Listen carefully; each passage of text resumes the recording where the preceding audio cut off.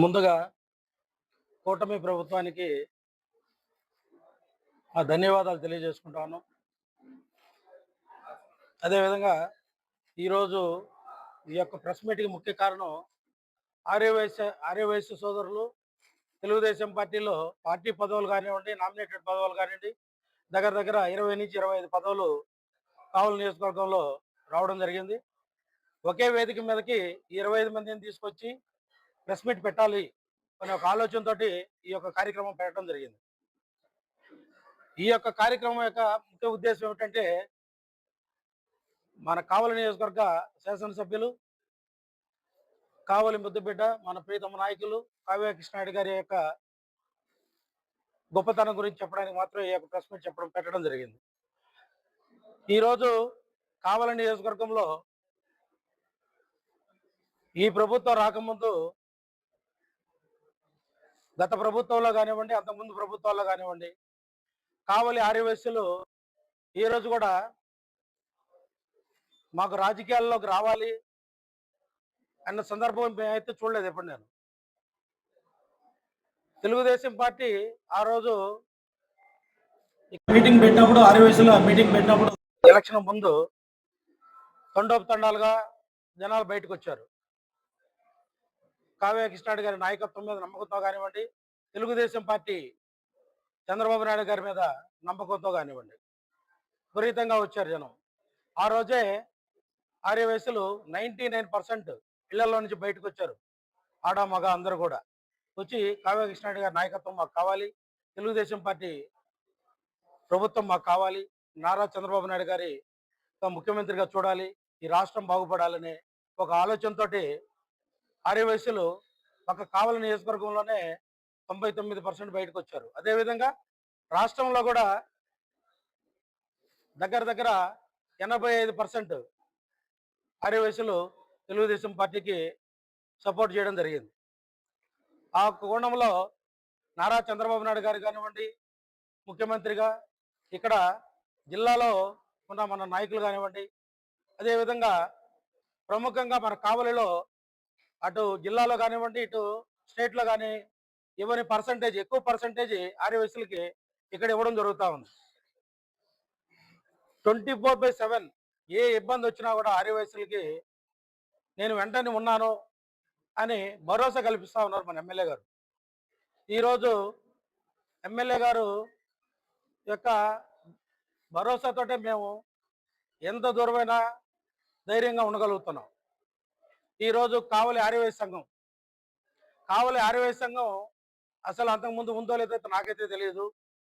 మేము ఎమ్మెల్యే గారు పిలిచి కావలి ఆర్యవైశ్య సంఘం అధ్యక్షుడిగా నువ్వు ఉండాలి, నువ్వు ఈ ఆర్యవైశ్యులందరూ కూడా సేవ చేయాలి నా ఆధ్వర్యంలో అని చెప్పి నాకు చెప్పడం జరిగింది.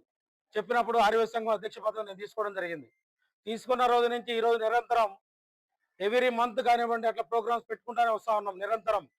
ఈ రోజుకి 1,75,00,000 ఖర్చు పెట్టాం కావలి ఆర్యవైశ్య సంఘం ఆధ్వర్యంలో. అదేవిధంగా కావలిలో రాష్ట్రంలోనే ఎక్కడా లేని విధంగా కావల్లో ఆర్యవైశ్య భవన్ ఉండాలి అనే ఒక ఉద్దేశంతో ఎమ్మెల్యే గారు పిలిచి చెప్పడం జరిగింది. ఆ యొక్క కోణంలో మా బంధువులు, మా రిలేటివ్స్ అయినటువంటి బంధువుల ల్యాండ్ ఉంటే దానిలో రకరకాల ఇబ్బందులు ఉంటే అవన్నీ కూడా ఎమ్మెల్యే గారు దగ్గరుండి క్లియర్ చేయడం జరిగింది. క్లియర్ చేసి ఈరోజు దగ్గర దగ్గర 1 ఎకరా స్థలం, అంటే ముందు ఒక ½ ఎకర్లో ఆర్యవైశ్య భవన్ కట్టబోతున్నాం. 10 కోట్ల రూపాయలతోటి ఆర్యవైశ్య భవన్ కట్టబోతా ఉన్నాం. నిన్న నుంచి మట్టి తోలడం కూడా స్టార్ట్ అయింది. చరిత్రలో 174 నియోజకవర్గాల చరిత్రలో కావలి లాంటి నియోజకవర్గం వైశాస్కి ఎక్కడ కూడా ఈ విధమైన ఆర్యవైశ్య భవన్ ఉండదు. రాష్ట్రంలోనే రేపు ఆర్యవైశ్య మహాసభ తరఫున కట్టబోయే భవన్, టీజీ గారి తరఫున కట్టబోయే భవన్ 5-6 కోట్లు మాత్రమే. అది ఇక్కడ కట్టే భవన్ 10 కోట్ల రూపాయల భవన్. కింద parking, first floor, second floor dining and conference hall, 3rd floor rooms, 4th floor rooms, పైన ఆశ్రమం. ఈ విధమైన కాన్సెప్ట్ తోటి డిజైన్ చేసి ఆర్యవైశ్యులకి నా టర్మ్లోనే ఇది జరగాలి, ఈ విధంగా చెయ్యాలి, చరిత్రలో మిగిలిపోవాలి. రమేష్, నువ్వేం చేస్తావో తెలీదు, ఆ నిశలు కష్టపడు చెయ్యి అని నాకు చెప్పడం జరిగింది ఆయన. ఆ విధంగానే మేము ముందుకు వెళ్తా ఉన్నాం.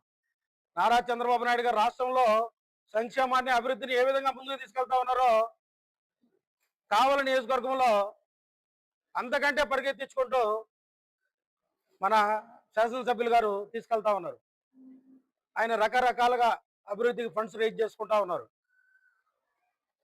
దాతల ద్వారా కానివ్వండి, రాష్ట్ర ప్రభుత్వం నుంచి కానివ్వండి, సెంట్రల్ గవర్నమెంట్ నుంచి కానివ్వండి, ఎంపీ ఫండ్స్ నుంచి కానివ్వండి, ఈరోజు కావలి నియోజకవర్గంలో ఎటు చూసిన నలుదిక్కులు అభివృద్ధి కనపడతా ఉంది.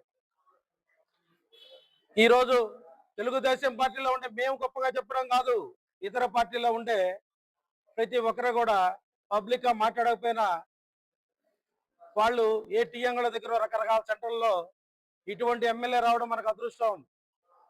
పార్టీలకు అతీతంగా డెవలప్మెంట్ మీద కాన్సన్ట్రేషన్ చేస్తా ఉన్నారు అని ఎమ్మెల్యే గారి గురించి కూడా చెప్పుకోవడం జరుగుతూ ఉంది. ఈరోజు ఎమ్మెల్యే గారు ఎవరికి ఏ పదవులు ఇచ్చినా కూడా, ఇక్కడ మా ఆర్యవ సోదరులంతా ఎంతమందికి పదవులు ఇచ్చినా కూడా, ఇతర కమ్యూనిటీలో పదవులు ఇచ్చినా కూడా ఎవరు ఏ పదవికి సూటబుల్ క్యాండిడేట్, ఆ పదవికి ఎవరైతే న్యాయం చేయగలరు అనే ఒక క్రమ పద్ధతిలో ఆయన యొక్క ఆలోచన విధానంతో ఇవ్వడం జరిగింది. ఇక్కడ ఎవరో పొట్టిగా ఉన్నారు, ఎవరో పొడుగ్గా ఉన్నారు, ఎవరో కలర్ ఉన్నారు అనే ఆలోచనతో ఇవ్వలేదు. ఇది ఆయన యొక్క ఆలోచన విధానంతో, ఆయన యొక్క ఎక్స్పీరియన్స్ తోటి ఇవ్వడం జరిగింది. ఆ కోణంలో ఇక రాబోయే కాలంలో కూడా మున్సిపాలిటీలో కానివ్వండి, రాష్ట్ర పదవుల్లో కానివ్వండి, ప్రముఖ స్థానం ఆర్యవైశ్యులకు ఇవ్వడం కూడా జరుగుతుందని చెప్పి మేము అనుకుంటున్నాం.